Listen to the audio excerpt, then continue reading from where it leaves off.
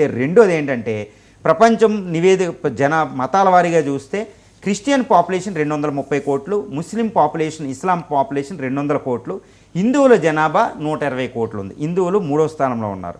హిందువుల జనాభా స్టెబిలైజ్, పెరగడంలే తగ్గడంలే. కానీ క్రిస్టియన్ పాపులేషన్ తగ్గుతుంది. ఇస్లాం చాలా వేగంగా పెరుగుతుందంట ప్రపంచంలో. ఇది ఒక సంచలన నివేదిక అనమాట. ఎందుకంటే గత 10 సంవత్సరాలను 35 కోట్ల పాపులేషన్ పెరిగింది.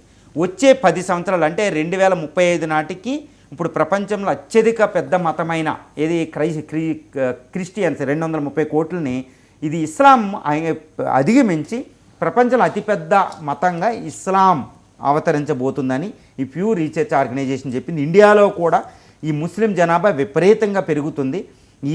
తర్వాత హిందువుల జనాభా స్టెబిలైజ్ అవుతే ముస్లిం జనాభాలో చాలా వేగంగా పెరుగుతుందని నివేదిక అనమాట. అంటే భారతదేశంలో చాలా మతాలు ఉంటాయి.